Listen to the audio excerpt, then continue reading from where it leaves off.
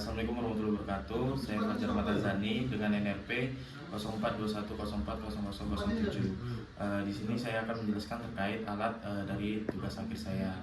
Untuk judulnya sendiri yaitu Prototype Marine Ground Provision System berbasis fuzzy logic pada kabel takut. Nah, untuk fungsinya sendiri dari alat tersebut yaitu yang pertama itu untuk menetralisir air yang ada pada sistem pendingin kapal.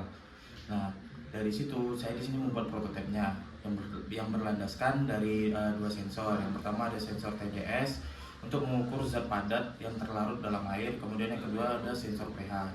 Kenapa dibutuhkan dua sensor ini? Dikarenakan untuk membaca dari kadar air laut yang digunakan untuk sistem pendingin. Nah, kenapa saya berbasis pada kapal tabut?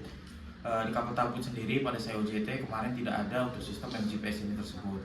Oke, kita langsung ke alat komponen pada tugas akhir saya ini. Oke, yang pertama yaitu di sini ada dua komponen antara AC dan DC. Untuk AC-nya sendiri yang pertama ada MCB 1 pasang, relay 220, serta di sini ada dari push button NC dan NO serta lampu indikator merah dan hijau. Nah, di sini basisnya itu 220 volt AC. Kemudian yang kedua ada dari komponen DC. Yang pertama untuk sistem kontrolnya sendiri, di sini ada ESP32, kemudian sensor TDS, kemudian sensor pH. Di sini ada MOSFET IRF520, kemudian ada sensor ACS 712, kemudian ada buck converter LM2596 serta power supply 12 volt DC. Nah, kemudian di sini satu lagi ada LCD I2C 20x4. Oke. Kemudian di sini kita lanjut ke cara kerja komponen. Oke. Yang pertama itu MCB di on kan, kemudian lampu indikator merah telah hidup, menandakan sistem masih off. Kemudian kita tekan on, lampu indikator hijau pun hidup, lampu indikator merah mati, menandakan sistem telah bekerja. Nah, untuk di sini di LCD sendiri untuk monitornya itu terdiri dari 4. Yang pertama ada nilai TDS, nilai pH, nilai arus serta status. Nah, untuk statusnya sendiri itu menandakan sistem dari elektrolisisnya tersebut. Nah, dikontrol oleh IRF520. Untuk statusnya saat ini aktif karena untuk di programnya sendiri belum dibuat sistem otomatis. Oke, di sini kenapa nilai pH serta TDS-nya sudah terbaca? Karena di sini sudah dicelupkan dua sensor tersebut ke dalam air. Ini menggunakan air PDAM Surabaya.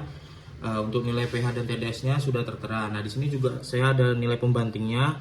Yang pertama ada pH meter, yang kedua ada TDS meter untuk memvalidasi nilai dari dua sensor tersebut. Nah, oke, kita kembali ke sini. Di sini dibaca untuk TDS-nya sendiri ada 280 dari 270-an sampai 290 ppm.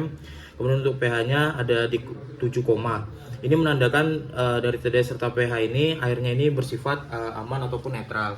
Oke. Nanti ketika digunakan untuk sistem prototipe kapal laut itu menggunakan air laut sendiri. Nah, untuk nilai TDS serta pH-nya itu dari TDS-nya itu sekitar dari 20.000 sampai 35.000 ppm. Kemudian untuk nilai pH-nya sendiri itu variatif, mulai dari yang ada yang asam dari 1 sampai 6 pH, serta dari yang basa itu dari 8 sampai 11 pH. Oke, di sini kita akan mencoba untuk sistem elektrolisisnya. Untuk anodanya menggunakan tembaga serta katodanya menggunakan aluminium. Oke, kita on-kan sistemnya. Membaca. Untuk arusnya sendiri 0,8. Oke, ini untuk prosesnya. Terus saat ini untuk prosesnya itu untuk anodanya menggunakan tembaga serta katodanya menggunakan aluminium.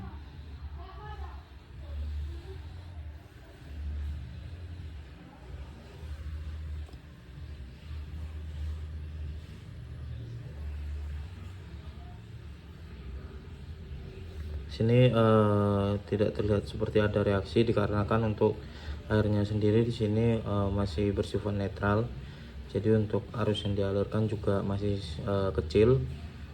Namun ketika nanti ditambahkan garam ataupun menggunakan air laut, proses elektrolisisnya akan terjadi secara cepat.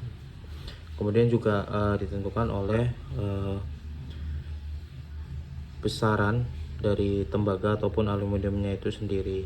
Mungkin itu saja yang bisa saya jelaskan. Wassalamualaikum warahmatullahi wabarakatuh.